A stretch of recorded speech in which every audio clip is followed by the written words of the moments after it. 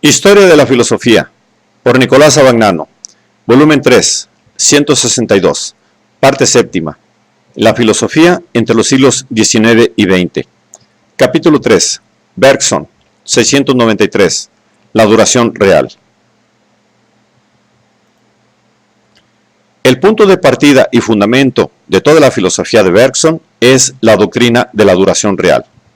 Bergson mismo ha indicado la fuente de esta doctrina, o al menos el punto de donde sacó la inspiración de la misma. Frente a la imprecisión de todas las doctrinas filosóficas, una doctrina, dice, nos había parecido ser una excepción y, probablemente por esto, nos habíamos aficionado a ella ya en nuestra primera juventud. La filosofía de Spencer intentaba seguir la huella de las cosas y modelarse sobre los rasgos de los hechos. Sin duda, buscaba un punto de apoyo en vagas generalidades. Nos dábamos buena cuenta de la debilidad de los primeros principios, pero nos parecía que se derivaba del hecho de que el autor, insuficientemente preparado, no había podido profundizar las ideas últimas de la mecánica. Hubiéramos querido reanudar esta parte de su obra, completarla y consolidarla. Así fuimos llevados a la idea del tiempo, y allí nos esperaba una sorpresa. La sorpresa consistió en advertir que el tiempo real, que tiene un papel fundamental en la filosofía de la evolución, escapa a las ciencias matemáticas.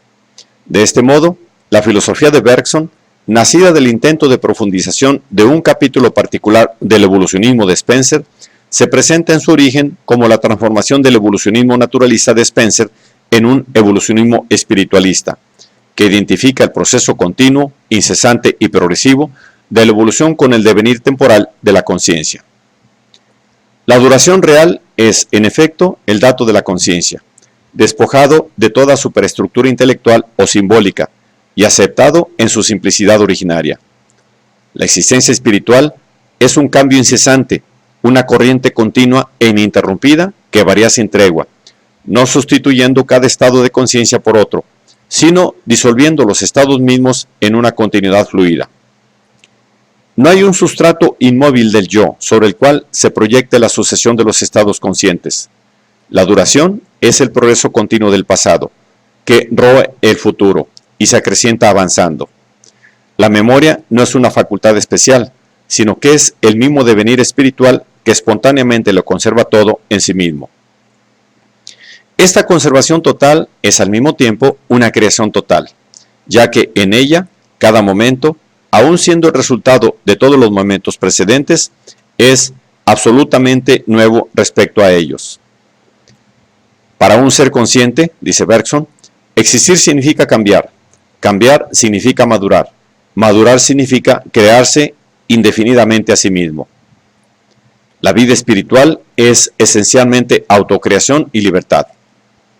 En el ensayo sobre los datos inmediatos de la conciencia, de 1889, Bergson ha mostrado cómo toda la discusión entre deterministas e indeterministas nace del intento de entender la vida de la conciencia, que es movimiento y duración, con los esquemas tomados de la consideración de la materia, que es extensión e inmovilidad. No es posible reducir la duración de la conciencia al tiempo homogéneo de que habla la ciencia, constituido por instantes iguales que se suceden.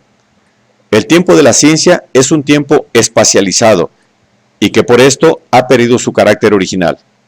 Tampoco es posible hablar de una multiplicidad de estados de conciencia, semejante a la multiplicidad de los objetos espaciales que se separan y se excluyen el uno al otro. Todos los estados de conciencia se unifican en la fluida corriente de la conciencia, de la cual no pueden distinguirse si no es por un acto de abstracción, y el tiempo es, en la conciencia, la corriente del cambio, no una sucesión regular de instantes homogéneos. La labor abstractiva del entendimiento y el uso del lenguaje que va unido a él es lo único que transforma esta corriente continua en una multiplicidad de estados de conciencia diversos, numerables e inmóviles.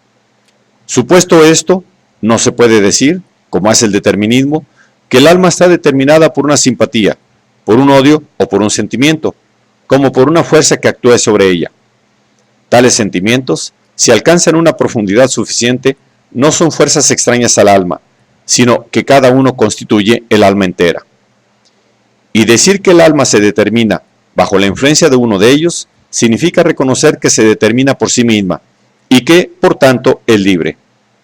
Por otra parte, la libertad no tiene el carácter absoluto que el espiritualismo pretende a veces atribuirle.